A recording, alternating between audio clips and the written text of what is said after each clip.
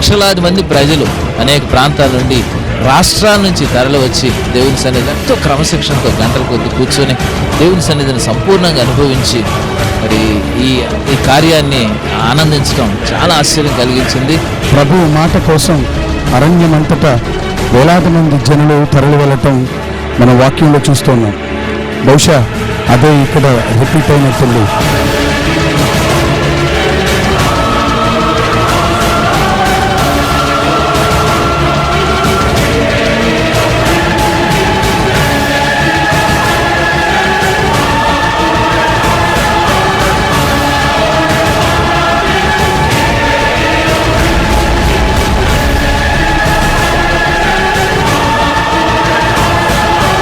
ఇన్ని లక్షల మందికి ఆలనడం కూడా చాలా ఓపికగా 50 రోజులు ఉపవాసం ఉండి చేస్తున్నారు. ఇట్లాంటి మీటింగ్లు ప్రతి సంవత్సరం జరగాలని నేను ఆశిస్తున్నాను. ఈ కార్యక్రమం ఎలా ఉందంటే యాక్చువల్గా చెప్పాలంటే ఒక సునామీ లాగా ఉన్నది.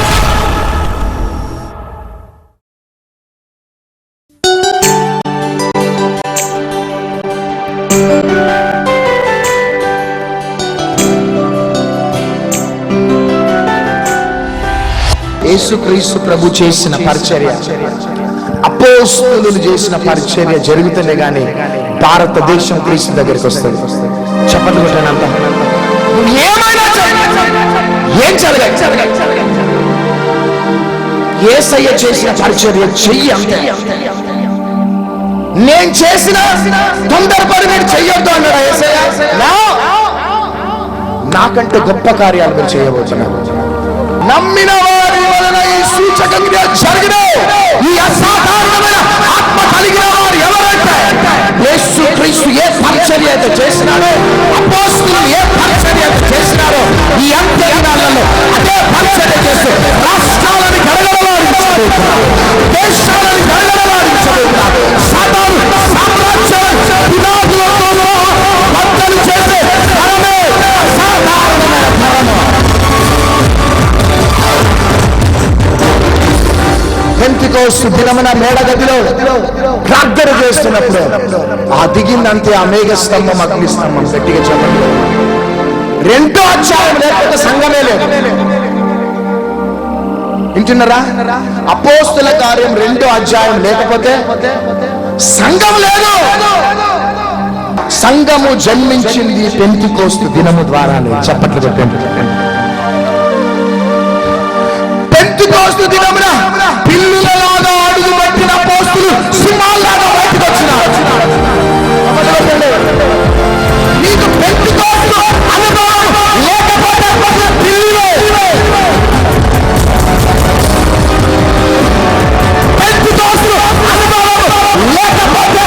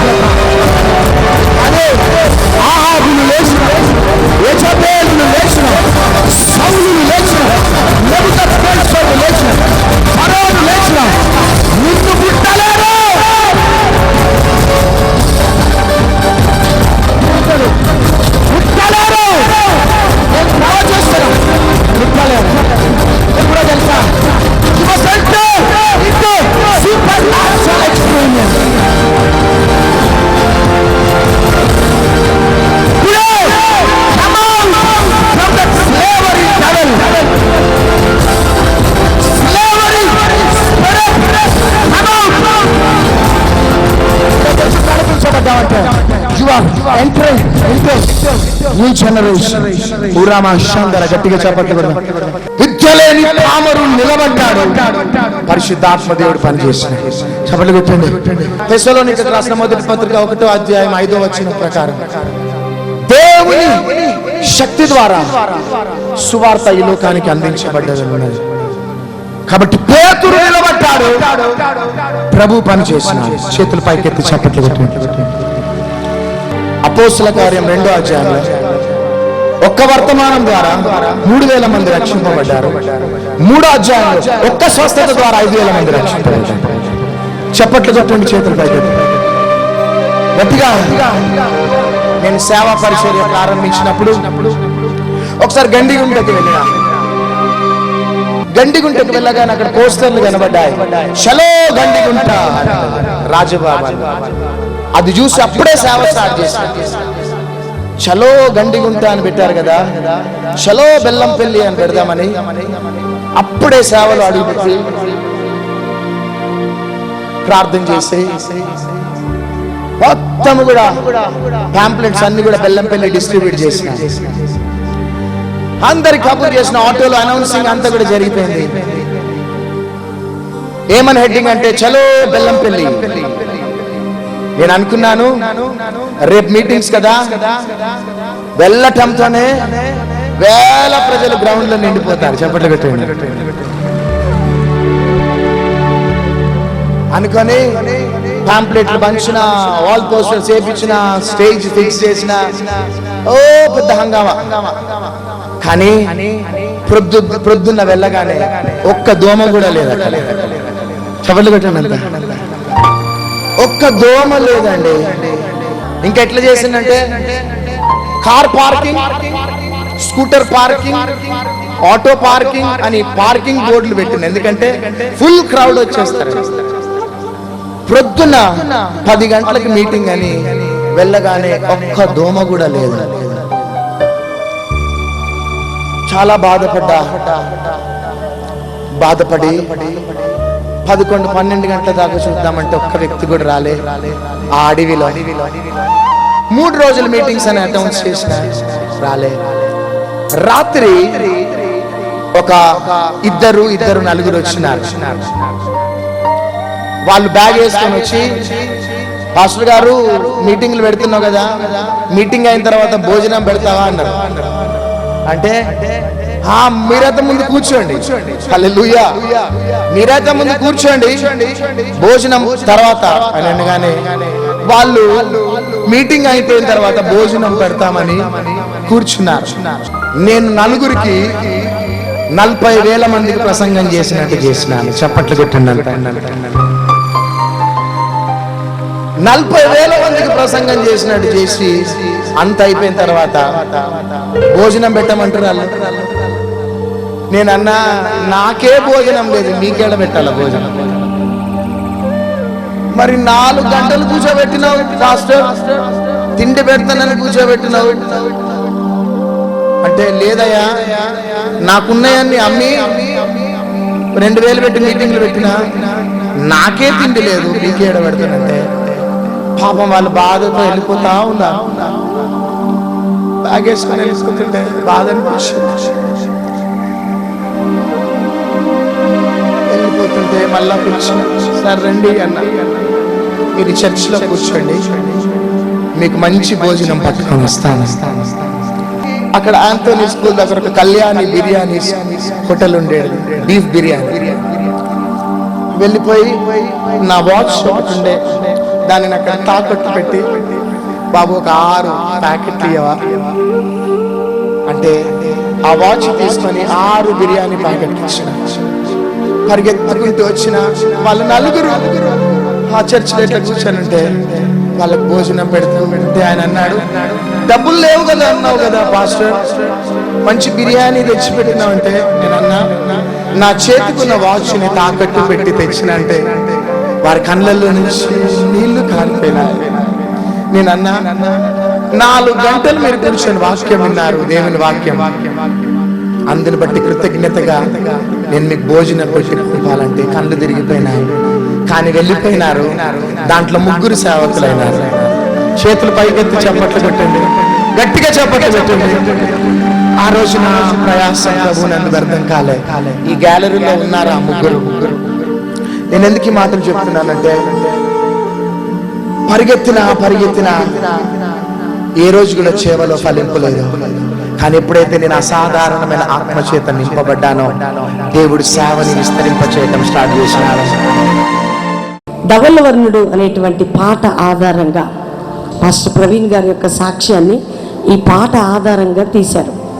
దాదాపు 1 గంట DVD. ఆయన జీవితం ఏంటి, ఎలా బాల్యం ప్రారంభించబడింది, ఎలా యవ్వన జీవితం జరిగింది, ఏ విధంగా ఈ లోకంలో కలిసి తిరిగి తన జీవితాన్ని క్రీస్తుకు సమర్పించుకున్నాడు, ఎలా సేవకుడయ్యాడో మీరు అనేక మంది, మా ఆశ ఏంటంటే పాస్టర్ గారిని హైలైట్ చేయడం కాదు, కానీ అందులోని బట్టి యవ్వనులు అనేకులు రక్షించబడాలి. దేవుని బిడ్డలారా, అనేక యూత్ ఆ యొక్క DVD చూసినప్పుడు వారి హృదయాలు ప్రభు వైపు ఆకర్షితులు కావాలి. అందుకనే ఈ ధవళవర్ణుడు అనేటువంటి ఈ DVDని ఈరోజు మేము ఓపెన్ చేయబోతున్నాం. ప్రతి ఇంటికి ఉండాల్సింది, ఎందుకంటే అనేకులకి మీరు చూపించాలి. అనేకులకి చూపించి అదేదో పాస్టర్ ప్రవీణ్ గారి గ్రేట్నెస్ కోసం కాదు, కానీ క్రీస్తు ఎంత గొప్ప దేవుడో తన నామాన్ని తన మహింపరుచుకుంటున్నాడు. దైవజనుడు కూడా 50 దినాలు దాన్ని ప్రార్థించి ఇనాగ్రేట్ చేస్తున్నారు. కాబట్టి సిద్ధంగా ఉందాం.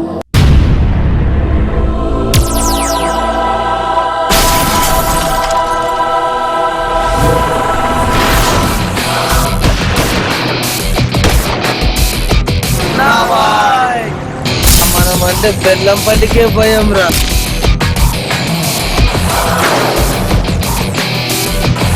ఆ టీం వాళ్ళకి భయపడతాయిందిరా మామ.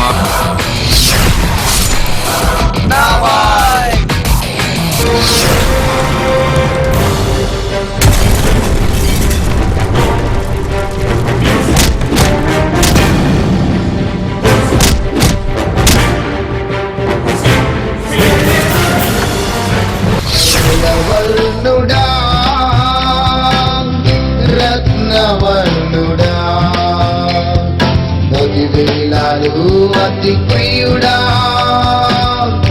అతి కాంక్షణీయుడా, ఎవరి దగ్గరికి వెళ్ళినా ఎవరు తలుపు 3 రోజులు అవుతుంది ఆకలితోనండి.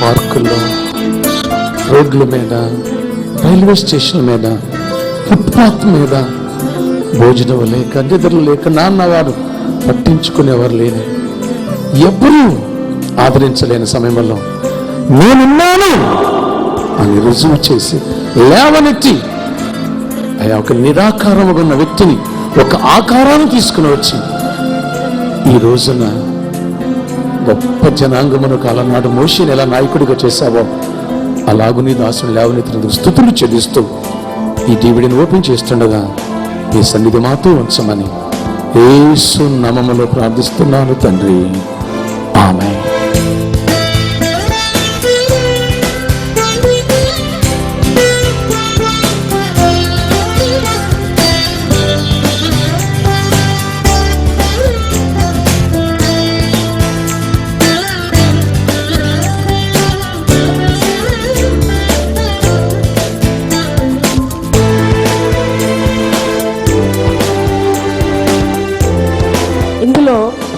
మాస్టర్ గారి చిన్ననాటి ఫొటోస్ అన్నీ ఉంటాయి. ఇటు మా ఫ్యామిలీ ఫోటో ఉంది, ఇటేమో మాస్టర్ గారి ఫోటో ఉంటుంది. ఇటన్నీ కూడా చిన్నప్పుడు ఆయన బ్యాగ్ పట్టుకొని ఆడింది, బాల్ పట్టుకొని ఆడింది, పుట్టింది, పెరిగింది, కాలేజ్కి వెళ్ళింది, దాని తర్వాత పెళ్ళయింది, సేవకి వెళ్ళింది, అన్ని ఫొటోస్ ఇందులో పొందుపరిచాం. ఇది ఒకవేళ మీరు DVDలో ఈ పౌచ్ కూడా పడేసుకోకుండా మీకు అందుబాటులో ఉంచాం.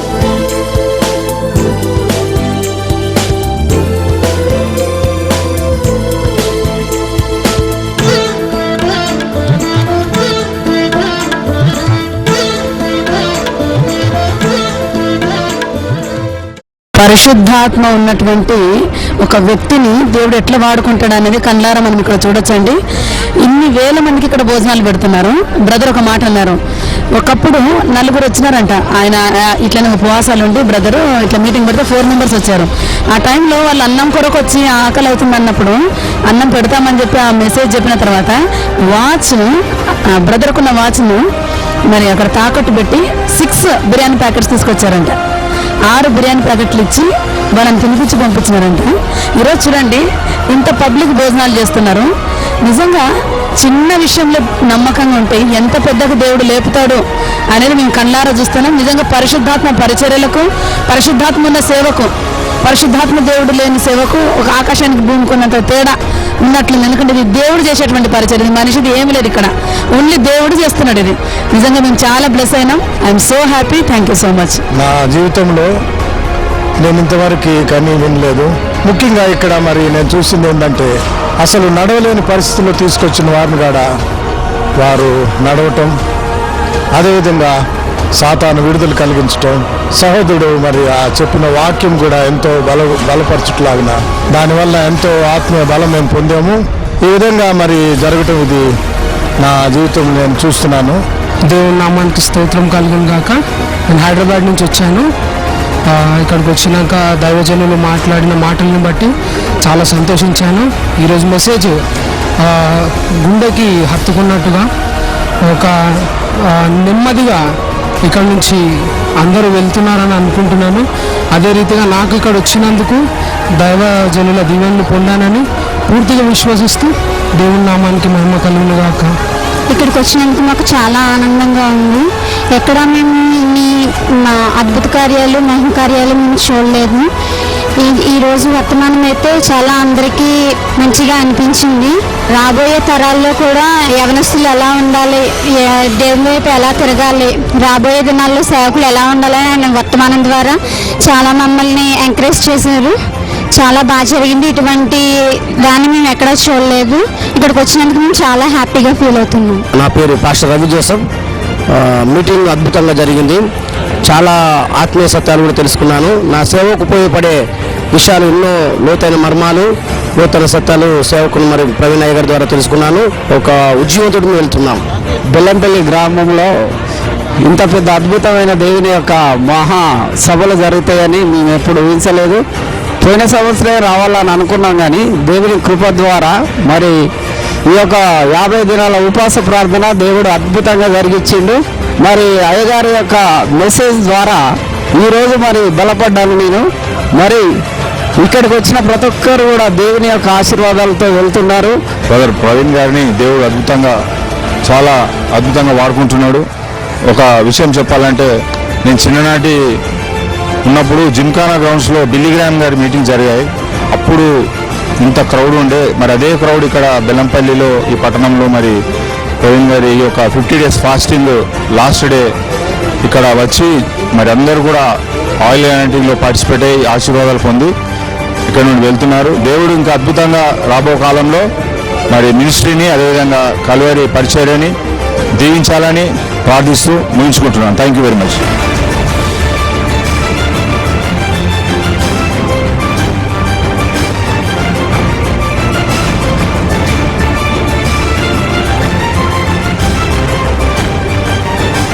ఇక్కడ ఉన్న దైవజనులు మన ప్రవీణ్ కుమార్ గారు ఈరోజు ఎంతో అద్భుతమైన వాక్య సందేశం మాకు ఇచ్చున్నారు.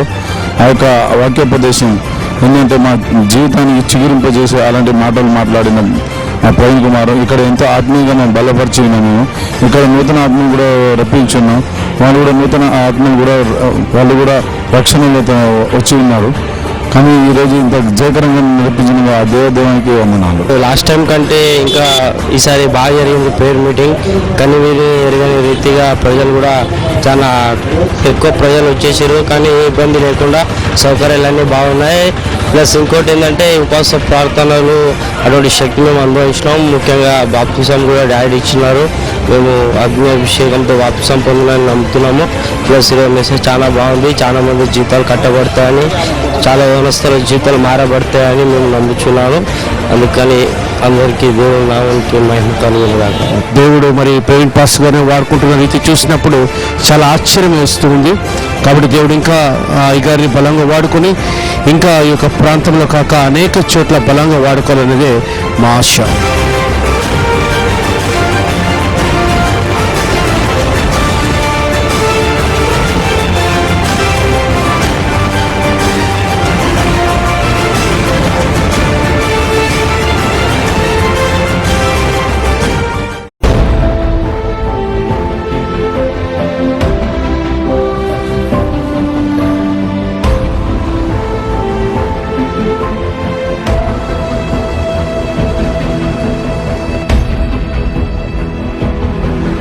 కల్వరి ప్రత్యక్షత ప్రేక్షకులకు మా హృదయపూర్వక వందనాలు.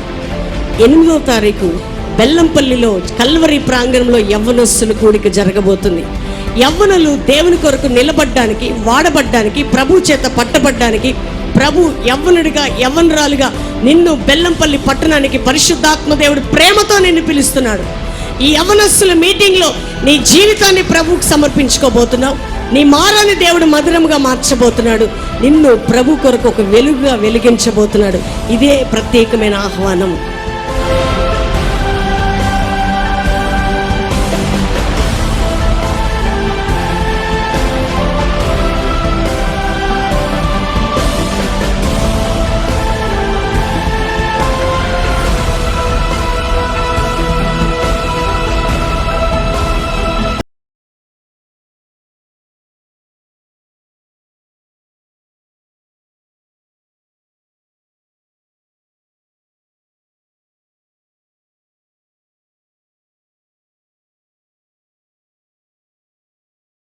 చేసిన పరిచర్య జరుగుతుంది కానీ భారతదేశం క్రీస్తు దగ్గరికి వస్తుంది.